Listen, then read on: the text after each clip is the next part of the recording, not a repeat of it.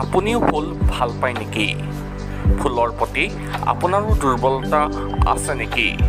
যদি হয়, যোৰহাটত নতুনকৈ গঢ় লৈ উঠা ৰ'জ গাৰ্ডেন অৰ্থাৎ গোলাপ ফুলৰ বাগিচাখনিলৈ এবাৰ আহি চাব পাৰে। নানাৰঙী গোলাপ ফুলে আপোনাৰো মন মোহিত কৰি পেলাব।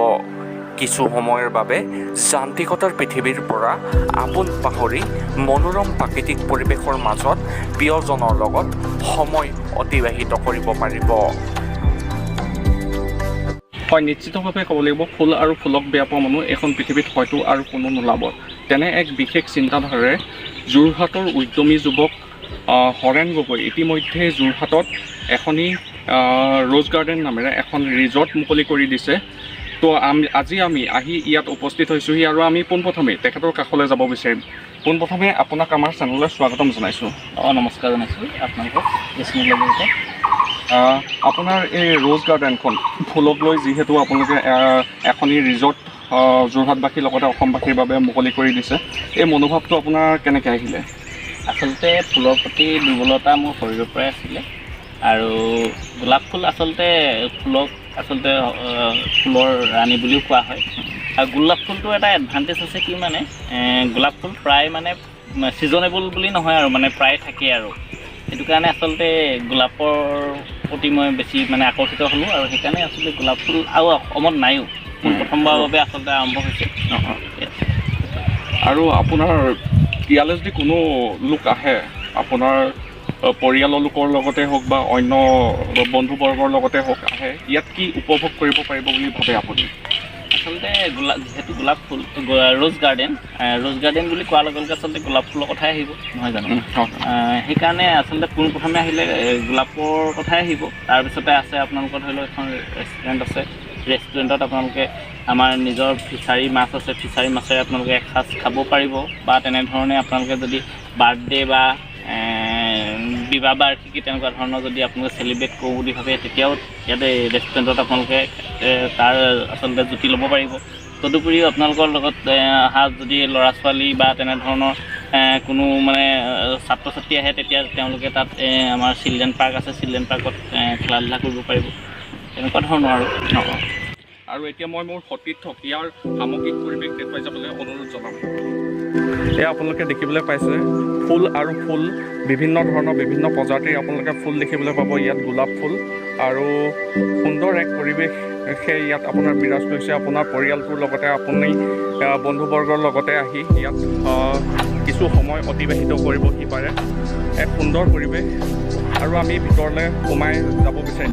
গোলাপ ফুলৰ বাগিচাখনিৰ পৰা অলপ আহি আপোনালোকে মন কৰিবলৈ পাব এখনি সুন্দৰ ৰেষ্টুৰেণ্ট আৰু ইয়াতে আপোনালোকে সুস্বাদু আহাৰ গ্ৰহণ কৰিব পাৰিব। পৰিয়ালৰ লোকৰ লগতে হওক বা বন্ধুবৰ্গৰ লগতে আপোনালোকে আহাৰ গ্ৰহণ কৰিব পাৰিব। আৰু আমি ইয়াত কি কি দেখোঁ সকলোবিলাক আপোনালোকক দেখুৱাই যাবলৈ চেষ্টা কৰিম। আমি ইয়াত এটা পানীৰ মাজত এটা সুন্দৰ ঘৰ দেখিবলৈ পাইছোঁ আৰু এই ঘৰটো কিহৰ কি আমি জানিব চেষ্টা কৰিম। আচলতে ইয়াতে আহিলে আপোনালোকে বিবাহ বাৰ্ষিকী ধৰি লওক বা বাৰ্থডে যদি কেক কাটে ইয়াতে আপোনালোকে আহি কাটিবৰ কাৰণে এটা ব্যৱস্থা কৰা হৈছে। বাৰী ঢাপৰ পথৰুৱা চন পৰা মাটিখিনিতে আহল বহল সুন্দৰকৈ সজাই পৰাই আটক ধুনীয়াকৈ বিশেষ আৰু ব্যতিক্ৰমী ৰূপত পৰ্যটকৰ বাবে মুকলি কৰি যোৰহাটৰ অসমীয়া ব্যৱসায়ীগৰাকীৰ চিন্তা ধাৰণা কিমান ওপৰত তাকেই প্ৰমাণিত কৰে। আনহাতে গোলাপ ফুলক কেন্দ্ৰ কৰি আৰম্ভ কৰা ব্যৱসায়টোৱে অসমৰ ৰিজৰ্ট ব্যৱসায়টোক এক অনন্য মাত্ৰা প্ৰদান কৰিছে। সৰুৰে পৰা ফুলক ভাল পোৱা, ফুলৰ প্ৰতি দুৰ্বলতা থকা ব্যৱসায়ীজনে কিছু বিশেষ আৰু ব্যতিক্ৰমী চিন্তাধাৰাৰে নিজা প্ৰচেষ্টাৰে অন্য এক নতুন ব্যৱসায়ৰ ফালে ধাৱমান হোৱা পৰিলক্ষিত হয়।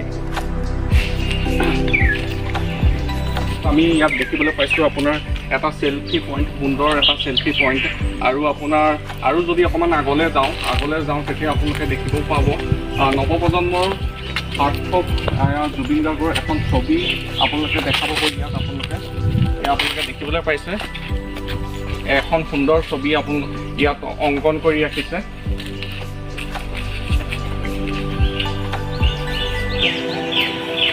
যদি কোনো লোক আহে আপোনাৰ তেতিয়া ইয়াৰ পৰা যদি কিবা ফুল ক্ৰয় কৰি লৈ যাব বিচাৰে ঘৰলৈ নিব পাৰিব নাই তেওঁলোকে? আচলতে আমি তেনেকুৱা ধৰণৰ এটা ব্যৱস্থা কৰিবলৈ গৈ আছোঁ, সদ্যহতে হোৱা নাই বাৰু। আমি ধৰি লওক তাৰ পৰা আচলতে আজিকালি এইবিলাক কাটিং কৰি ইয়াৰ যিটো আপোনালোকে পচন্দৰ পুলি আচলতে মনলৈ আহে, যিটো মানে বিচাৰিব সেইটো আচলতে ইয়াৰ পৰা ক্ৰয় কৰিব পৰাকৈ আমি সুবিধাটো বিচাৰি আছোঁ। আৰু আপোনাৰ যিহেতু আমি ৰিজৰ্ট বুলি ক'লে জানো যে ৰেষ্টুৰেণ্টৰ পৰা আদি কৰি থকা সুবিধালৈকে সকলোবিলাক থাকে। বৰ্তমান আপোনাৰ ইয়াত থকাৰ ব্যৱস্থাটো আমি দেখা পোৱা নাই। ভৱিষ্যতে আৰু কিবা পৰিকল্পনা আছে ইয়াক বহল অৰ্থত বা থকা ব্যৱস্থা বা সুবিধাও কৰিব? হয়, ইয়াত আচলতে যদি কোনোলোকে ৰাতি নাইট ষ্টে কৰিব বিচাৰে তেনেকুৱা ধৰণৰ আচলতে আমি ব্যৱস্থা কৰিবৰ বাবে গৈ আছোঁ, কিন্তু বৰ্তমান আচলতে হোৱা নাই। কিন্তু হ'ব তেনেকুৱা ধৰণৰ, আৰু আমি সৰু সৰু প্ৰটেষ্ট কৰিব গৈ আছোঁ। আৰু আপুনি যিবিলাক বিভিন্ন প্ৰজাতিৰ আপুনি ফুল গোলাপ ফুলৰ দেখিছোঁ আমি ৰং বিৰঙৰ, এই গোলাপ ফুলবিলাক আপুনি ক'ৰ পৰা ক্ৰয় কৰিছে বা কি প্ৰজাতিৰ গোলাপ ফুল আপোনাৰ ইয়াত উপলব্ধ আছে বৰ্তমান? আচলতে আমি গুৱাহাটী খেতিৰ 2-এখন নাৰ্চাৰীৰ পৰাও পুলি সংগ্ৰহ কৰিছোঁ। তদুপৰিও অনলাইনতো আচলতে পুলি আমি আনিছোঁ।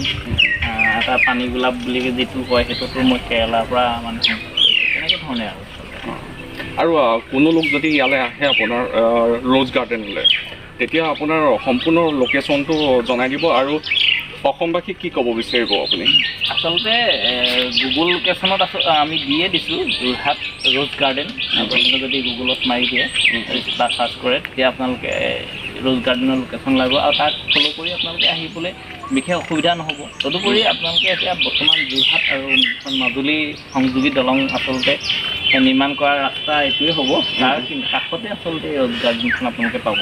আৰু মই অসমবাসীক আচলতে আহ্বান জনাম, আহক ৰ'জ গাৰ্ডেনৰ পৰিৱেশটোৱে বা উপভোগ কৰক।